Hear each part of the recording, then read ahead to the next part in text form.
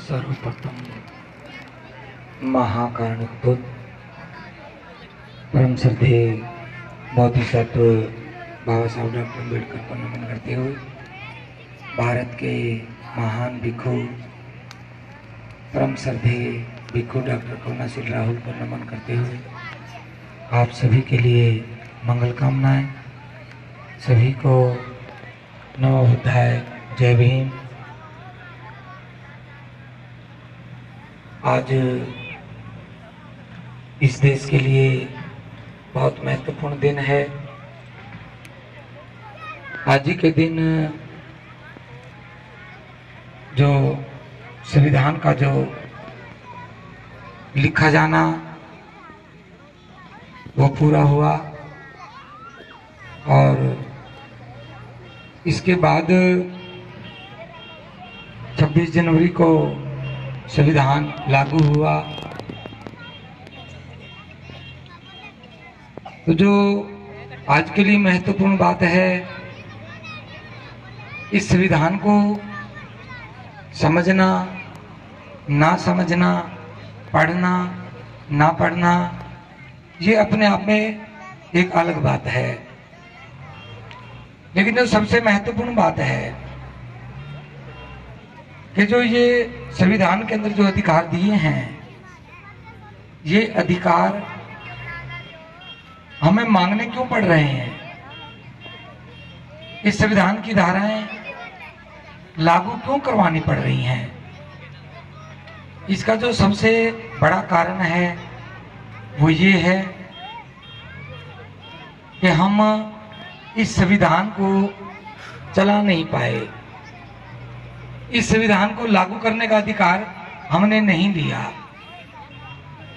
और ऐसा क्यों हुआ कि हमने संविधान को लागू करने के लिए हमने अपने हाथ में संविधान को क्यों नहीं ले पाए? इसको थोड़ा सा समझने की आवश्यकता है कि जो लोग भी बाबा साहब अम्बेडकर की बात करते हैं, उनमें से यदि हम कुल मिलाकर के देखते हैं तो आपको कारण समझ में आ जाएगा कि हम इस देश में जो संविधान, जिसको हम कह रहे हैं भी हमारा संविधान, अपना संविधान औरों के हाथ में कैसे चला गया। हमने किसी ने प्रयास नहीं किया,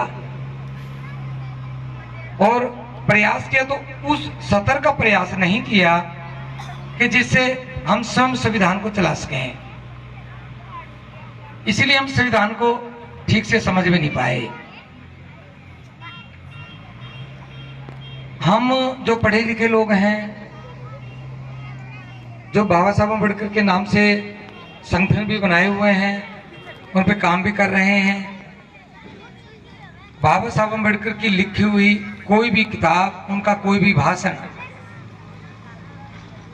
आपको उस स्तर तक ले जा सकता है कि आप इस देश के प्रधानमंत्री भी बन सकते हैं और ये संविधान स्वयं आप लागू कर सकते हैं। इसके अधिकार आप स्वयं लागू कर सकते हैं। बाबा साहब अम्बेडकर द्वारा लिखा गया एक बहुत अद्भुत भाषण है, जिसको शायद सिर्फ एक ही व्यक्ति ने पढ़ा है। ये उनका एक भाषण है जो लाहौर में देना था। भाई ये बांटने वाले बाद में बांटे, ये मेरे ख्याल आप संगठन के लोग हैं। इस प्रकार यदि आप करेंगे तो आपका संगठन भी नहीं चल पाएगा। ध्यान रखना, और संगठन फैलोगे तो आपका भी फैल हो सकता है।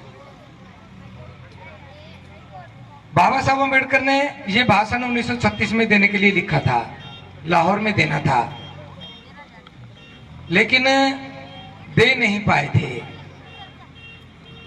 आप इधर उधर बहुत बड़ी चीजें पढ़ते हैं, मोटी मोटी किताबें पढ़ते हैं, इसको पढ़ लो और पढ़ करके इसमें से जो आपको लगे कि इससे समाज की समस्या का समाधान हो सकता है और आप इस देश के संविधान को स्वयं लागू कर सकते हो। यदि किसी ने इसको नहीं देखा हो, नहीं सुना हो, तो अच्छे से देख लो। ये वो भाषण है जो दीना भाना ने साहब कांसीराम को दिया था और साहब कांसीराम ने इसको पढ़ा और पूरे देश में एक बहुत बड़ी क्रांति हुई। शायद उसके बाद किसी ने ना पढ़ा हो। एक बार सरदेव भिखु करुणाशील राहुल ने मीटिंग में बैठते हुए ऐसी बात दोहराई कि इस भाषण में ऐसा क्या है कि जिसको पढ़ करके एक व्यक्ति अपनी सरकारी अधिकारी नौकरी छोड़ करके, और वो ने पूछ लिया अपनी भाषा में कि आप इसमें क्या ढूंढ रहे हो, तो मान्यवर कांसीराम जी का जवाब था कि मैं इसमें राजपाट की चाबी ढूंढ रहा हूं, राजपाट की चाबी। तो सरदेव बंदी जी ने इसमें देखा कि राजपाट की चाबी कहाँ है, चलो हम भी देखें।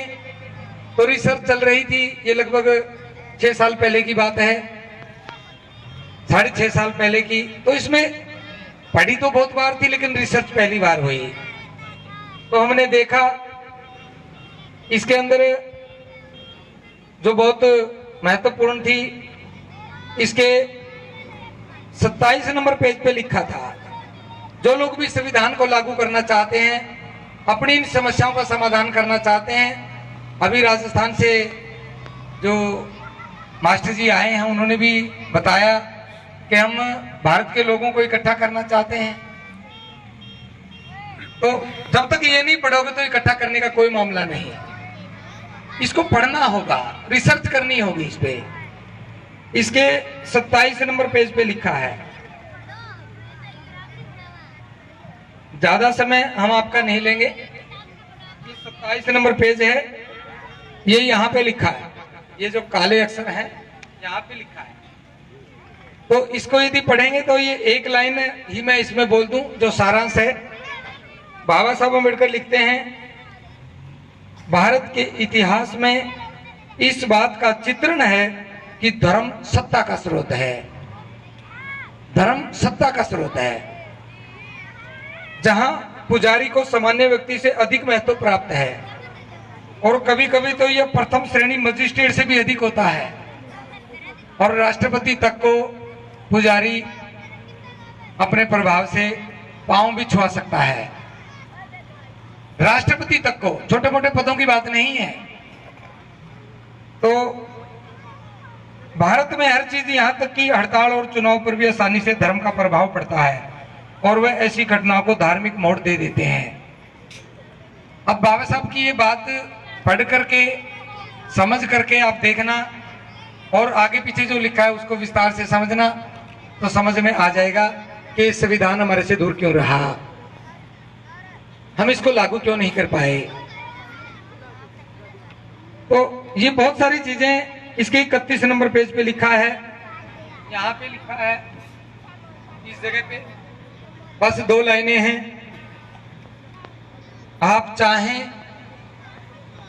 चाहे किसी भी दिशा में देखें, जाति एक ऐसा दैत्य है जो आपके मार्ग में खड़ा है। जाति को दैत्य बताया, काटने वाला, खत्म करने वाला। आप जब तक इस दैत्य को नहीं मारेंगे तब तक आप न कोई राजनीतिक सुधार कर सकते हैं, न कोई आर्थिक सुधार। अब ये बाबा साहब के शब्द हैं। वैसे तो इसमें बहुत कुछ लिखा है, लेकिन जब तक आप जाति को नहीं मारेंगे आप कुछ भी नहीं कर सकते, ना राजनीतिक सुधार, ना आर्थिक सुधार।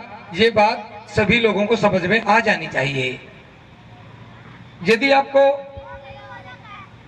संविधान अपने हाथ में लेना है तो जातियों को खत्म करना होगा और राजनीतिक व्यवस्था में बदलाव करना होगा। एक और महत्वपूर्ण बात यहां पे लिखी है, ये 58 नंबर पेज है। इसमें बाबा साहब लिखते हैं, ये बाबा साहब के शब्द हैं। मैं जबानी बोलने की बजाय मैंने किताब निकाली है ताकि आपकी इस ओर अट्रैक्शन बने।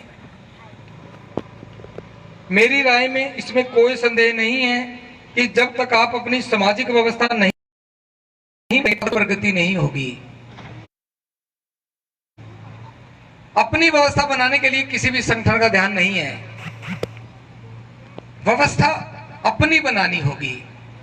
अभी तक हम पुजारी और व्यापारी की व्यवस्था में बैठे हैं।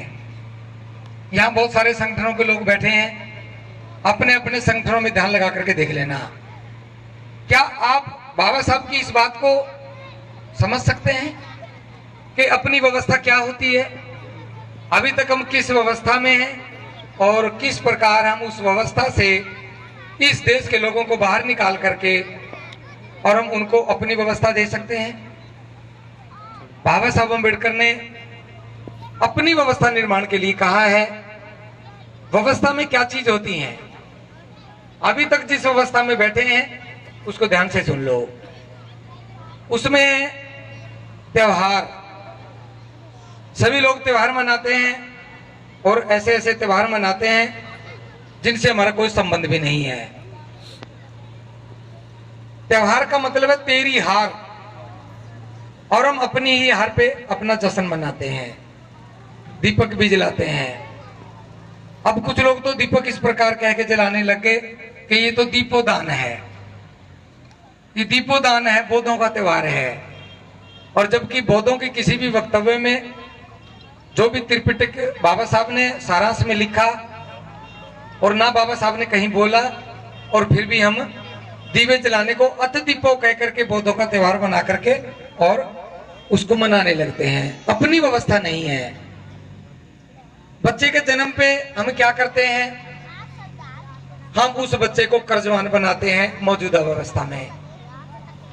विवाह में हम क्या करते हैं, दो परिवारों को परमानेंट कर्जवान बनाते हैं मौजूदा व्यवस्था में।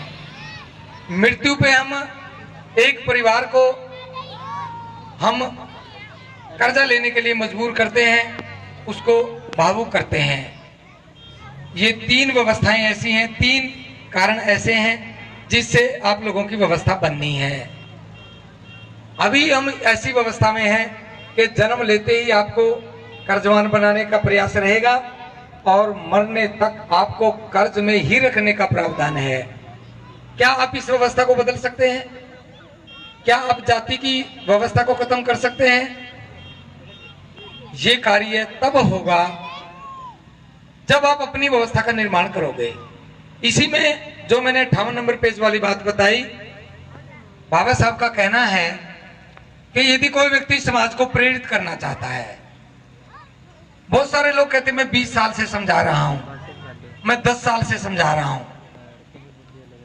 बाबा साहब ने कहा है कि जब तक आप अपनी व्यवस्था का निर्माण नहीं करोगे तब तक आप समाज को प्रेरित नहीं कर पाओगे, ना तो रक्षा करने के लिए और ना अपराध करने के लिए नहीं समझा पाओगे। ना तो आप राष्ट्र का निर्माण कर सकते हो और ना ही आप समाज में नैतिकता का निर्माण कर सकते हो। जाति की नींव पर किया गया कोई भी निर्माण चटक जाएगा, वो कभी भी पूरा नहीं होगा। अब यदि ये बात समझ में आई हो तो लोगों को समझाने की बजाय स्वयं समझने का प्रयास करो और निश्चित तौर पे अपनी व्यवस्था बनाने के लिए तैयार रहो। अपनी जो ताकत है, अपनी जो शक्ति है, आपका जो सामर्थ्य है, वो बाबा साहब अम्बेडकर के कहे अनुसार अपनी व्यवस्था बनाने का प्रयास करो।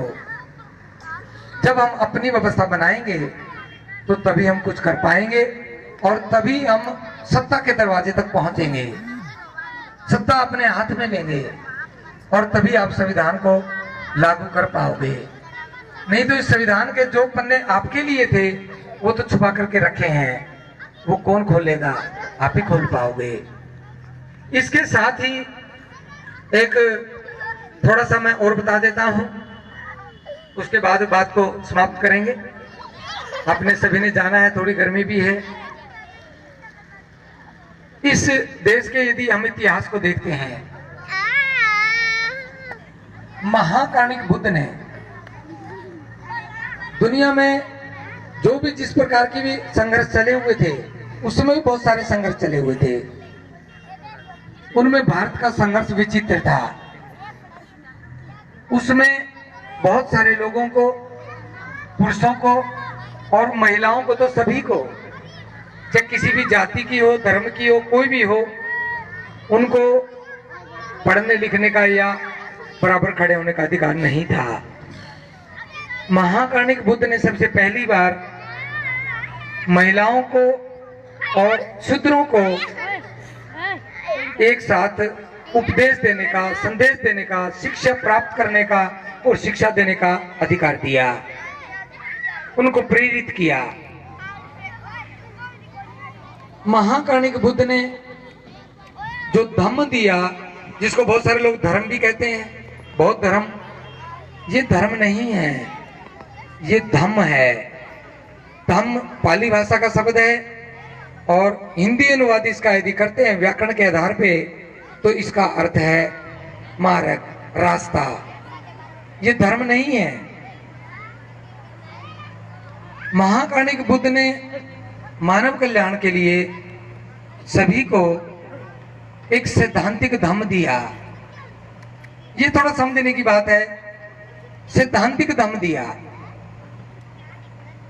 जिसमें विशेष करके सामान्य लोगों को, गृहस्थों को 5 बातें ऐसी दी जिससे वो अपने जीवन का कल्याण कर सकते हैं। प्राणी हिंसा नहीं करना। प्राणी हिंसा का मतलब है एक व्यक्ति दूसरे व्यक्ति को गाली ना दे, डराए ना, धमकाए ना, घूर के बात ना करे, कटु वचन ना बोले, किसी को मारे पीटे ना, किसी को जान से ना मारे। ये है पाणातिपाता वेरमणि सिक्खापदं समादयामि, जो हमने सभी ने अभी एक साथ उच्चारण किया। बाबा साहब अम्बेडकर ने इसका क्या किया? बाबा साहब अम्बेडकर ने इस सैद्धांतिक धम्म को सिर्फ सिद्धांत के लिए नहीं छोड़ा, इसको कानूनी दर्जा दिया कि यदि कोई गाली देगा तो अलग सजा, किसी को धमकाएगा तो अलग सजा, किसी को मारे पीटेगा तो उसको भी सजा, कोई किसी को जान से मारेगा उसको भी सजा। अलग अलग धाराएं इस पाणातिपाता वेरमणि को बाबा साहब अम्बेडकर ने संविधान के अंदर लिख दिया। किसी को नहीं पता हो तो देख लेना।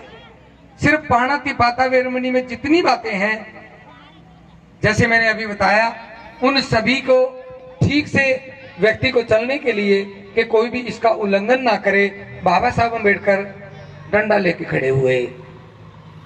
कि हो सकता है मेरे जाने के बाद कोई सिद्धांतिक धम्म को ना माने, बुद्ध की बात को ना माने, लेकिन संविधान की धाराओं के अंदर इसको लिख दिया। जितनी भी दंड संहिता की धारा है उसके अंदर 5 सिद्धांतों को लिखा है। दूसरा है अदिन्न दाना वेरमणि सिक्खापदं समादयामि, किसी भी प्रकार की चोरी ना करें। चोरी का मतलब है कि बिना पूछे दूसरे की वस्तु को ग्रहण नहीं करना, और यदि कोई करेगा स्वाभाविक तौर पे मानता है तो ठीक है, नहीं तो संविधान में बाबा साहब ने उसके लिए सजा लिखी। तीसरा है कामेसुम इच्छाचारा वेरमणि सिक्खापदं समादयामि, कोई भी व्यभिचार करेगा, दुराचरण करेगा, चरित्रहीनता करेगा, छेड़छाड़ करेगा तो उसे बराबर सजा मिलेगी। बाबा साहब ने इस सैद्धांतिक शील को संविधान में लिख दिया। जो भी उल्लंघन करेगा उसे सजा मिलेगी।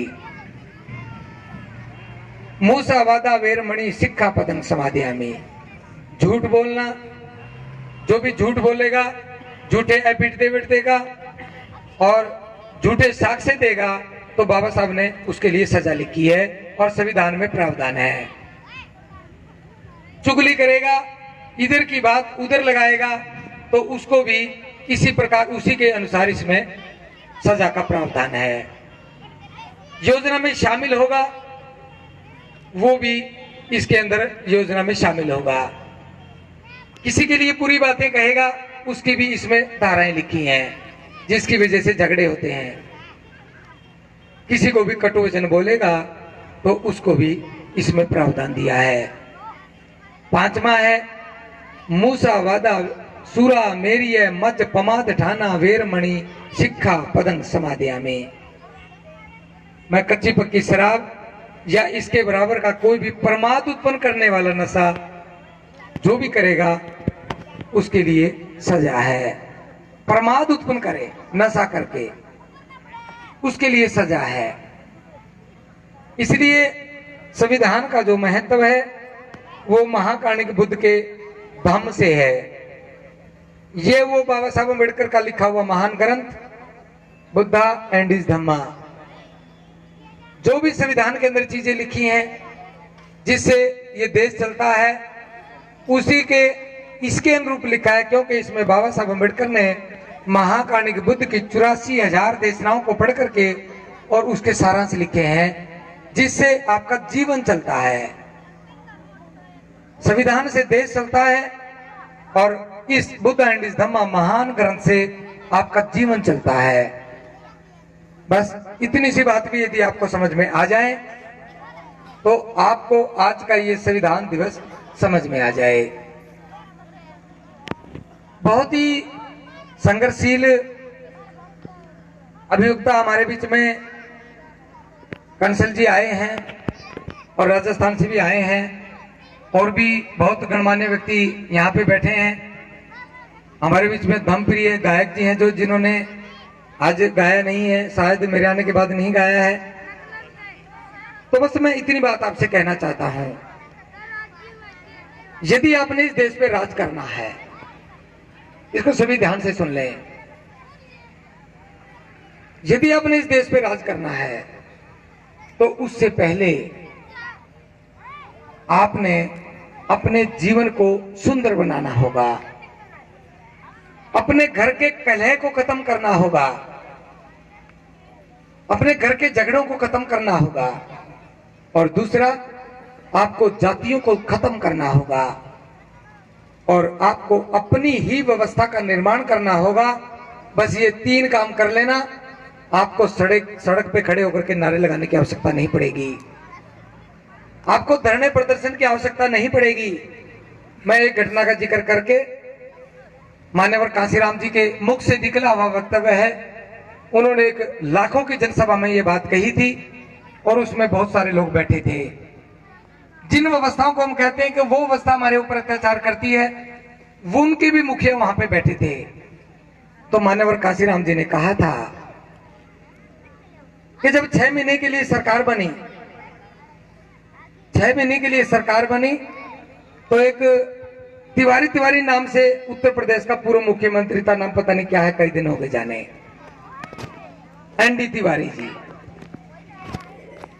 जब 6 महीने उत्तर प्रदेश में बहुजन समाज पार्टी की सरकार बनी, तो मान्यवर कांशीराम जी ने उसका वक्तव्य देते हुए कहा कि मैं बड़ा खुश हुआ कि आज हमारी सरकार है और जिनको हम सब कुछ समझते हैं कि यही इस देश को चलाते हैं, उनका पूर्व मुख्यमंत्री आज हमारे मुख्यमंत्री के दरवाजे के ऊपर धरना लगा करके बैठा है और वो अपनी मांग मान रहा है, मांग रहा है।